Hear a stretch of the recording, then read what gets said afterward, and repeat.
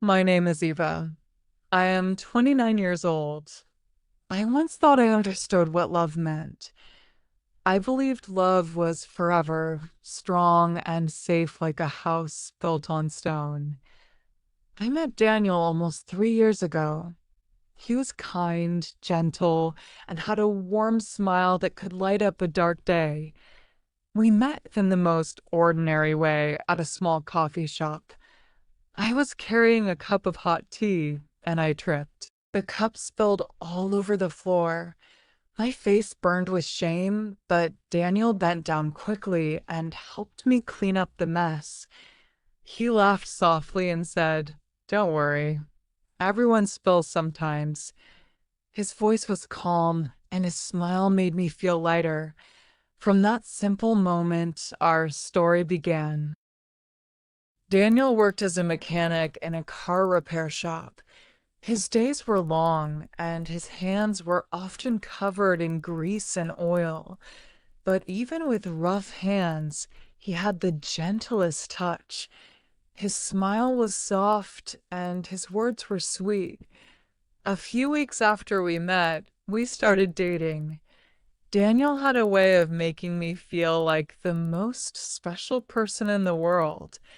He called me my star. He promised that he wanted to build a life with me, a simple, honest life.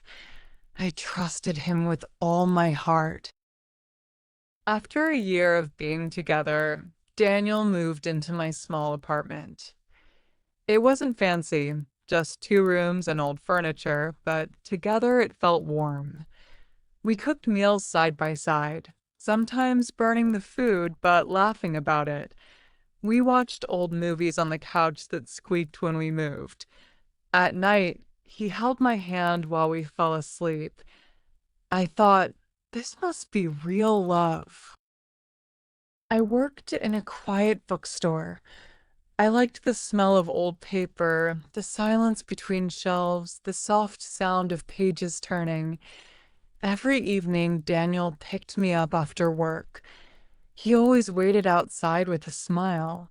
Sometimes he brought me flowers, sometimes a small bar of chocolate. It wasn't much, but those little things made me feel seen, made me feel loved. He often whispered, "I'm lucky to have you." I always answered, "I'm lucky too." For a while, everything felt perfect. But slowly, things began to change. They were small changes at first. Daniel started being late to pick me up. He would say, "Sorry, love. Busy at work." I believed him. Then some nights, he stayed out late. He said he was helping a friend. I asked which friend, but he never gave me a name. My heart whispered that something was wrong, but I ignored the voice. I told myself, he loves me. I trust him. One night, Daniel did not come home until after midnight. I had been waiting by the window, the cold air pressing against the glass. When he walked in, I smelled perfume. It was not mine. It was sweet, strange, and heavy in the air. My stomach twisted. I asked, "Where were you?" His answer was short. "Long night at the garage, just fixing cars." I wanted so much to believe him, so I forced a smile and said, "You must be tired." He kissed my forehead and went straight to bed. But that night, I could not sleep. The voice inside me kept saying, something is not right.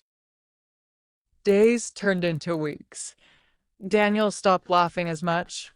He stopped bringing flowers. He became distant, like his heart was somewhere else.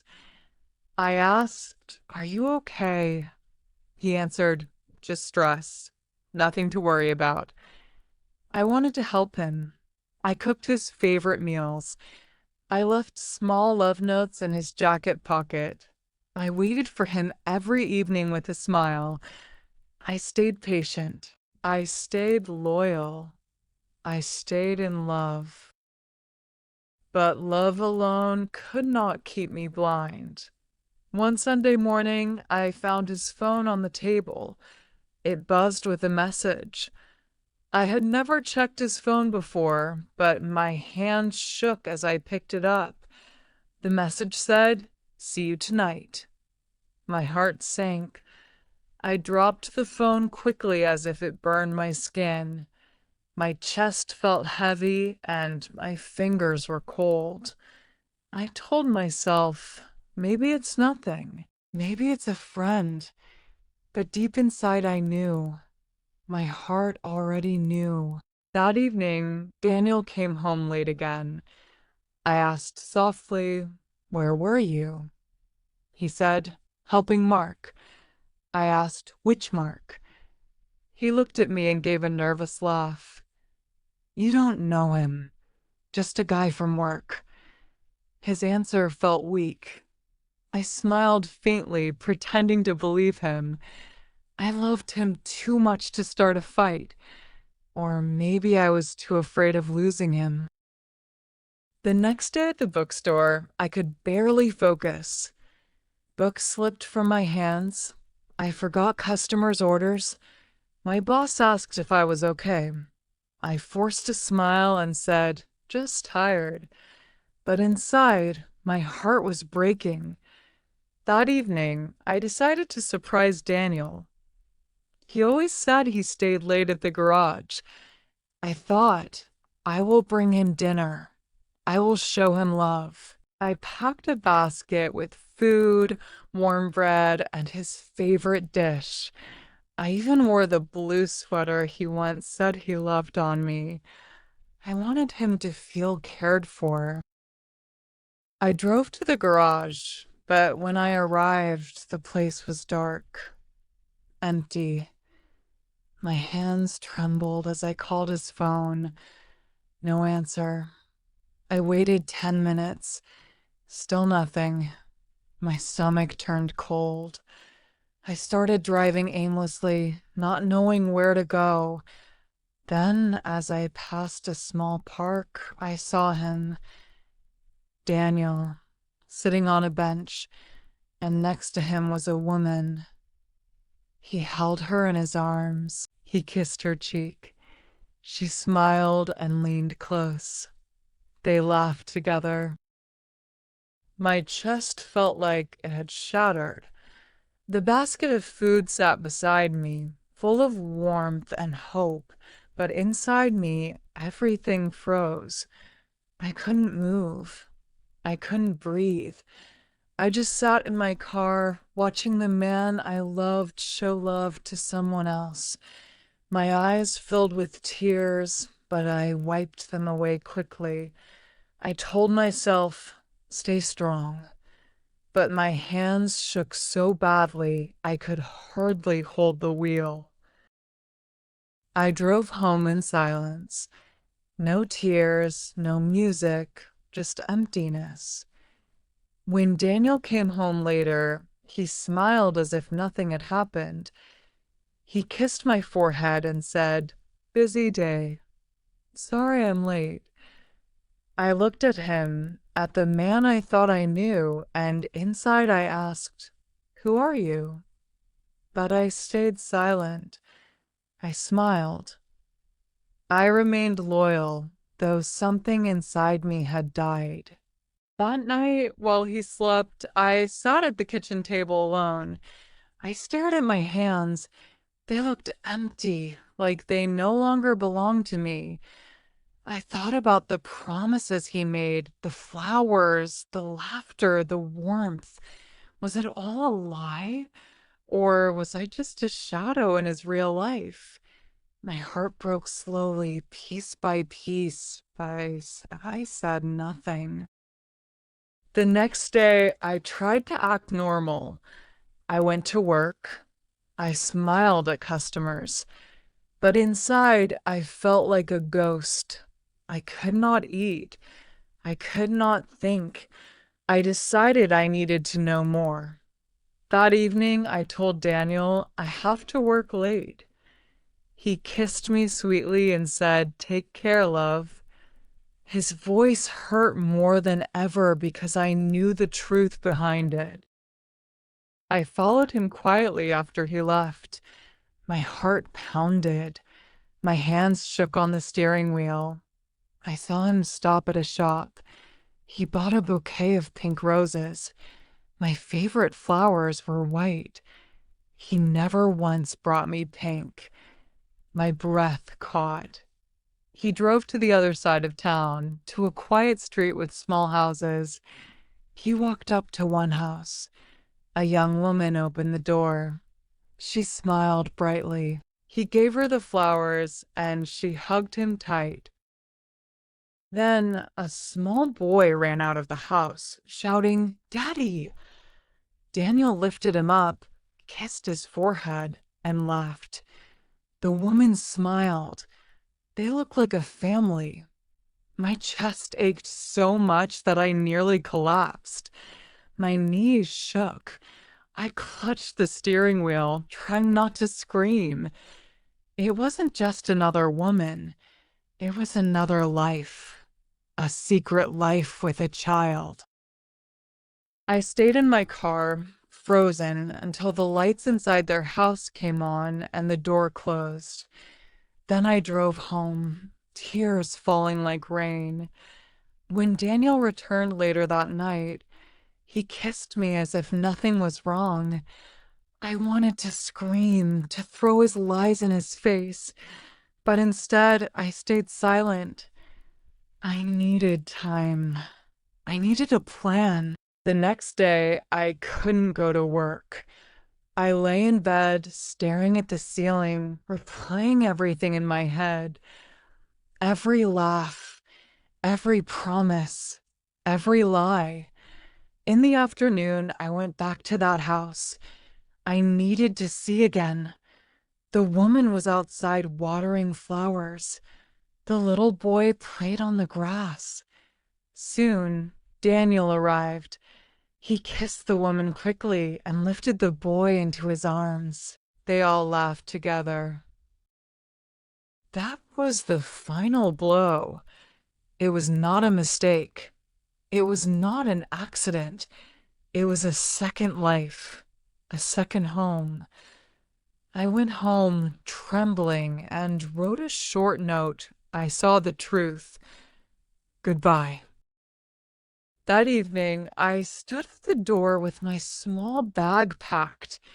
When Daniel walked in, his face was calm until he saw the bag. "Where are you going?" he asked. I handed him the note. He read it. His face changed from confusion to guilt. "Eva, wait. I can explain," he said quickly. I shook my head. "No. You already explained with your actions. I saw everything." His hands reached for me, but I stepped back. "I loved you, Daniel," I whispered. "I stayed loyal to you. I believed in you.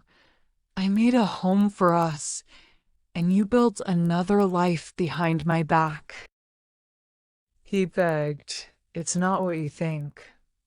I laughed bitterly. "Really? Then tell me who she is. Tell me who the child is." He looked down, silent. Shame covered his face. That silence told me everything. I opened the door. The cold night air touched my face, and for the first time in a long time, it felt clean. "You loved yourself, not me," I said. Then I walked away. I didn't know where I was going. I didn't know what tomorrow would bring, but I knew I was done waiting for lies. That first night, I stayed at a small hotel. The bed felt too big. The room was cold. I sat by the window, watching the empty street. I cried softly, letting my pain out. In the morning, when the sun rose, I made a decision. I would not stay broken. I would not stay small. I deserved better. I called my sister Clara. She lived 2 hours away in a small town. I hadn't told her about Daniel before. I had wanted to look happy, perfect, but now I needed help. When she answered the phone, I said only, "I need you." And she said, "Come home, Eva. We'll figure it out together." I drove to Clara's house. She hugged me tightly, made tea, and listened as I told her everything. She didn't judge me. She didn't say, "I told you so." She just listened and held me when I cried. "You loved him truly," she said. "That is never a mistake." I stayed with her for weeks. Each day I felt a little stronger. I helped her in her garden. I baked bread, even if it came out hard. I painted small pictures with cheap brushes. I walked in the forest and listened to birds. Slowly, I found pieces of myself again. Daniel called once, but I didn't answer. I didn't need his voice anymore. I didn't need his lies. I was building a new life, loyal not to him, but to myself. One evening, Clara and I sat outside under the stars. She asked, "What do you want now?" I looked at the sky. "I want to find myself again, the woman who laughed, the woman who dreamed." Clara smiled. "She's still there. She's waiting for you." And she was right. I began to laugh again. I began to dream again. I realized I was enough. I always had been. I may love again someday, but next time I will choose differently. I will choose someone who chooses me fully and truly. For now, I am enough. My life is enough. I am Eva, strong, brave, free. And if you are listening and your heart feels broken, please remember your story is not over yet.